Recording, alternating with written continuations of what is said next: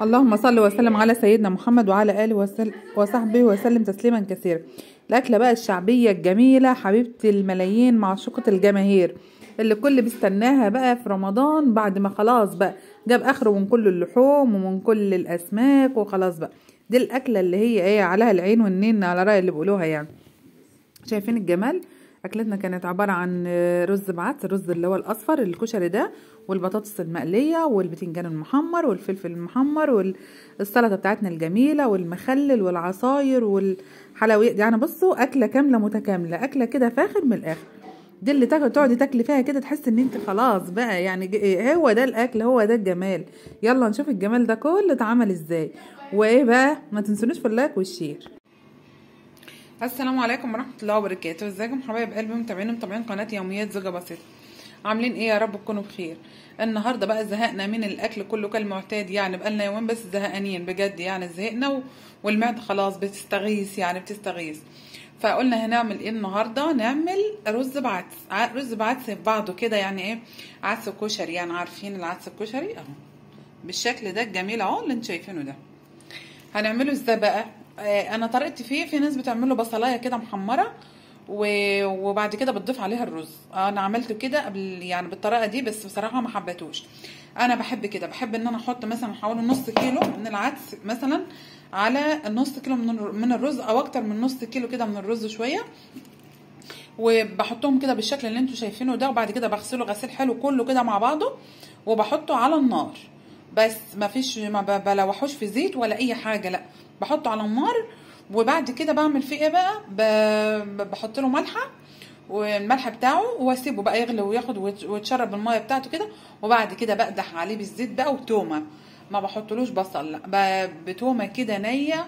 وتحطها في الزيت تبقى التومه يعني حلوه كده، وتحطها في الزيت تحمريها. هتشوفوا يعني.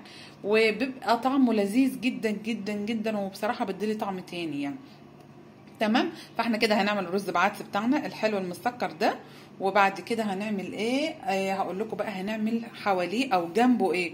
الاكله دي اكله شعبيه ولذيذه جدا جدا جدا، وفي نفس الوقت مكلفه والله، وكلها زيوت بصراحه يعني، بس حلوه واحنا بنحبها. يلا بقى معانا نشوف بقيه المكونات بتاعتنا هتتعمل ازاي. يلا هنغسل الرز ده ونحطه على النار الاول، ونحط له الملحه بتاعته. وفي ناس كمان بتحط له مرقايه، وبيبقى تحفه قوي بالمرقايه، المرقه اللي هي بتاعت الدجاج او الفراخ، بيبقى جميل برضو. فاحنا هنحط ده ونحط ده، هنشوف يعني. يلا بينا.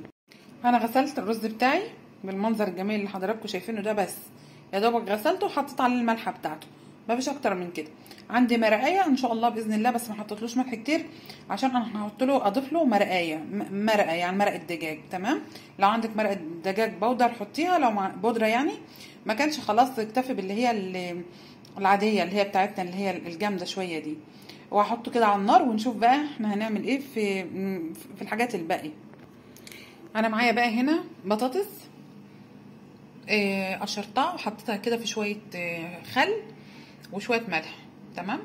هنا برضو البتنجان بتاعي قطعته وحطيت عليه شويه ملح عشان ما يسودش، يعني هو اساسا هنا في ميه، حطيته في شويه خل ميه عشان ما يسودش. وهنا طبعا دي حاجات السلطه لسه عندي بقيتها، يعني جرجير وشبت وكده يعني ماشي. وده البيض ان شاء الله اللي مش عارفه لغايه دلوقتي هو هيتسلق ولا هيتفقش يعني، فلغايه دلوقتي مش عارفه.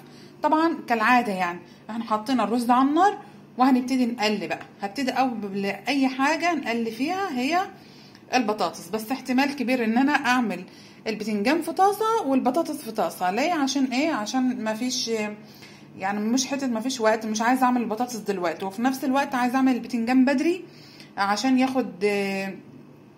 ياخد وقته يعني. فانا كده هضطر ان انا اعمل البتنجان في طاسه الاول، وبعد كده الاخر خالص اقلي اللي هي البطاطس بتاعتنا الجميله الحلوه دي. بعد كده ان شاء الله واحنا قاعدين كده في الروقان نعمل السلطه الجميله الحلوه المسكره بتاعتنا. طبعا ما هننساش بقى المخلل والخضار.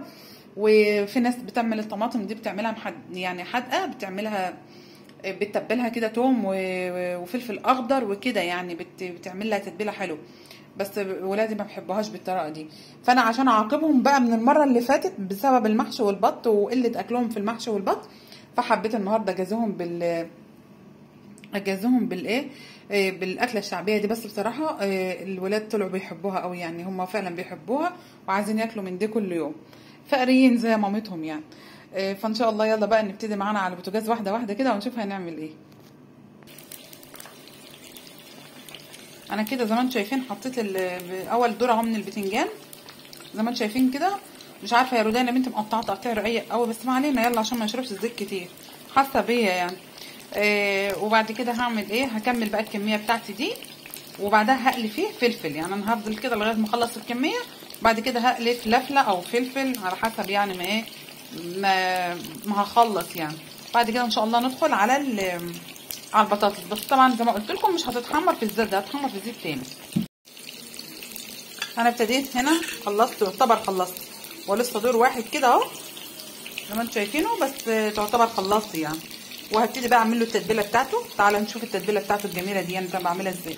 بصوا بقى التتبيله القمر دي بتبقى عباره عن شطه خضراء وكمان فلفل اخضر، ولو في فلفل احمر ماشي، بس والله اللي كان عندي بس هي الشطه الخضراء دي. وكمان بحط له توم كده حوالي 10 فصوص من التوم وملح. وبعد ما بتخرج بقى بقوم حاطه لها شويه كمون وشويه خل وشويه ليمون. تمام، كل ده هتتضرب في الكبه القمر العسوله دي اللي جايه لي هديه في عيد ميلادي. تمام، يلا نحط. شيل ده كده يا احمد، شيلها عشان تحط شويه الخل لنا.